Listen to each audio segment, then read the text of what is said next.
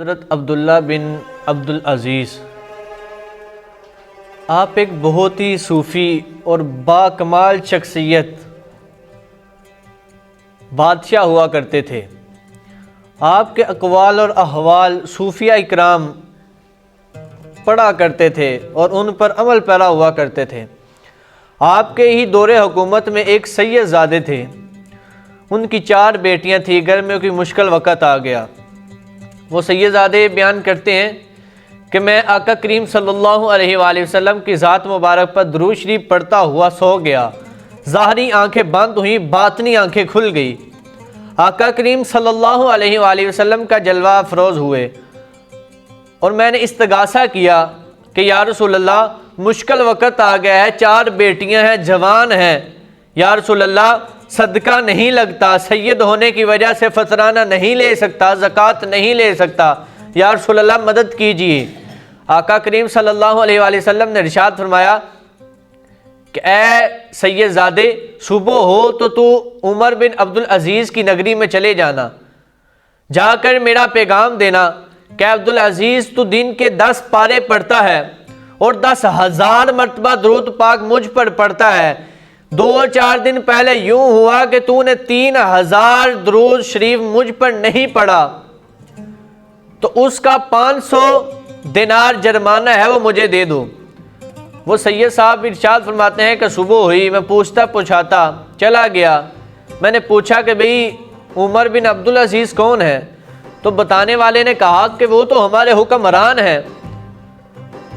میں پھر پوچھتا ہوا گیا، کسی بتانے والے نے کہا کہ حضور وہ جو سامنے کھڑے ہیں وہ ہمارے حکمران عمر بن عبدالعزیز ہیں۔ میں نے دیکھا تو کافی روب دبدبے والا جبہ پہنا ہوا ہے، خوبصورت قسم کا موتیوں والا تاج پہنا ہے۔ میرے ذہن میں آیا کہ مجھے لگتا تھا کہ آقا نے کسی مسجد کے خطیب صاحب کے پاس بھیجا ہوگا، آقا کریم صلی اللہ علیہ وآلہ وسلم نے کسی مدرسے کے محتمم کے پاس بھیجا ہوگا جو غریب کو سمجھنے والا ہوگا۔ یہ تو ایک بادشاہ ہے، کپڑے بھی اس کے حسین و جمیل ہیں، تاج تو وراء الورا ہے، تو یہ میری ماڑے کی بات کیسے سنے گا؟ میں نے تھوڑی سی ہمت کر کے تو ان کے پاس پہنچا۔ میں نے کان میں کہا کہ حضور آپ دن میں 10,000 مرتبہ آقا پر درود پڑھتے ہیں؟ جب اتنی بات کہی تو وہ تھوڑے شاک ہوئے، جھٹکا لگا۔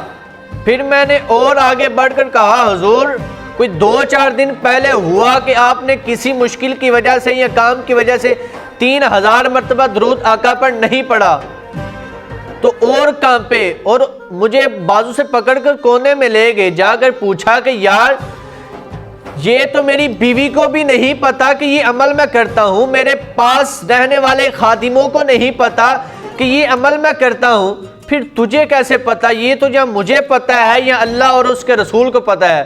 کہا پھر اللہ کے رسول نے تو مجھے بتایا ہے۔ قربان جائیں ایسے حکمرانوں پر۔ آج تو ہم اپنی دنیا میں، اپنی زندگی میں اتنے مغن ہیں، اتنے مصروف ہیں کہ 10 پارے پڑھنا تو دور، 10,000 مرتبہ درود پڑھنا تو دور، ہمیں تھوڑی دیر دین کی بات سننے کے لیے بٹھایا جائے تو ہم نہیں بیٹھتے۔ ہم تو اتنے مصروف ہیں کہ بھئی قرآن پڑھنے لگ جائیں تو پھر فیس بک کون چلائے گا؟ اگر قرآن پڑھنے لگ جائیں تو واٹس ایپ پر چیٹ کیسے کریں گے؟ اگر ہم قرآن پڑھنے کے لیے ٹائم نکالیں تو پھر سیاسی گفتگو پر سرے کیسے کریں گے؟ اگر قرآن پڑھنے لگ گئے تو دنیا کے معاملات کیسے دیکھیں گے؟ اگر کوئی درس ہو رہا ہو تو ہم نے 10 منٹ مسجد میں نہیں بیٹھنا، اٹھ کر چلے جانا ہے۔ ادھر اگر 2 گھنٹے کا ٹی وی شو لگا ہو تو ہم بیٹھ کر ٹک کر دیکھتے ہیں۔ قربان جائیں ایسے حکمرانوں پر۔ کہا اللہ کے رسول نے تو بھیجا ہے کہ جائیے جا کر انہیں کہیے۔ کہا اچھا اللہ کے رسول نے بھیجا؟ زبان حال سے پکار کر کہنے لگے کتھے مہر علی، کتھے تیری ثنا، گستاخ اکھیاں کتھے جاڑیاں۔ کہا حضور نے مجھے یاد کیا۔ ساتھ ایک پلر تھا، ہاتھ رکھ کر چہرہ گھسیٹنے لگے، رونے لگے کہ یا رسول اللہ ہم سے گناہ گاروں کو بھی آپ یاد رکھتے ہیں۔ کہا بتاؤ کیسے آئے ہو؟ کہا آقا نے ارشاد فرمایا تھا کہ 500 دینار کا انہیں جا کر سوال کرنا۔ کہا بازو سے پکڑا، ساتھ لے گئے، سارا محل ختم ہو گیا، حسین و جمیل کمرے ختم ہو گئے۔ دور محل کے اینڈ پہ ایک کمرہ تھا، باہر دروازہ بہت عالی شان تھا، بڑا خوبصورت تھا۔ جب دروازہ کھولا تو اندر کچا مکان تھا۔ جب کچے مکان میں داخل ہوئے تو وہ سید صاحب بیان کرتے ہیں کہ حضرت عمر بن عبدالعزیز نے جبہ اتارا، حسین و جمیل جو جبہ پہنا تھا اتارا، نیچے پھٹے پرانے کپڑے۔ جب موتیوں والا تاج اتارا تو نیچے کھجور کی ٹوپی۔ تو میں نے عرض کی حضور یہ کیا معاملہ ہے؟ باہر اتنا کمال، روب دبدبا، اور ادھر کہا یہ جو جبہ اور موتیوں والے تاج پہنے ہیں یہ لوگوں کو دکھانے کے لیے ہیں، یہ جو میرا اصلی لباس ہے یہ اللہ کے آگے پیش ہونے کے لیے ہے۔ آپ بیان کرتے ہیں، وہ سید صاحب بیان کرتے ہیں کہ حضرت عمر بن عبدالعزیز آپ نے ارشاد فرمایا کہ اس رب کائنات کی قسم جس کے قبضہ قدرت میں میری جان ہے، اگر میں نے مال خزانہ میں سے یہ جو حکومت کا مال ہے اگر اس میں 10 روپے بھی اپنی ذات پر استعمال کیے ہوں تو میرے لیے حرام ہے۔ جب رات ہوتی ہے، فارغ ہوتے ہیں تو میں اور میری بیوی ادھر آ جاتے ہیں، کچے مکان میں آ کر ہم کھجور کی ٹوپیاں سلائی کرتے ہیں اور ساتھ میں درود پڑھتا ہوں۔ کچھ ٹوپیاں وہ سلائی کرتی ہے، کچھ میں سلائی کرتی ہوں، کچھ صفیں وہ بناتی ہے، کچھ میں بناتا ہوں، اور انہی کو بیچ کر ہم اپنا گزارا چلاتے ہیں۔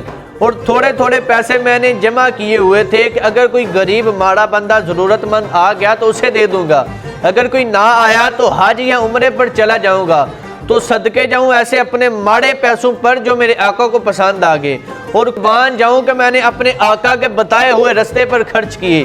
قربان جائیں پھر ہم ایسے حکمرانوں پر۔ لیکن آج اگر ہم اپنے آپ کو دیکھیں تو ہم دعائیں کرتے ہیں کہ یا اللہ ہمیں حکمران حضرت عمر جیسا عطا فرما۔ یہاں تک کہ میں نے قرآن میں پڑھا ہے کہ اللہ ارشاد فرماتا ہے کہ میں اس وقت تک قوم کو نہیں بدلتا، اس وقت تک ہدایت نہیں دیتا جب تک وہ خود کوشش نہ کریں۔ اور ایک جگہ میں نے پڑھا ہے کہ جس طرح کی قوم ہوگی، جس طرح کی رعایا ہوگی، ان پر اسی طرح کا حکمران مسلط کیا جائے گا۔ یعنی پتہ چلتا ہے کہ یہ دعا کہ یا اللہ ہمیں حضرت عمر جیسا حکمران عطا فرما، اس کے ساتھ ساتھ ہمیں خود کو بھی بدلنا چاہیے۔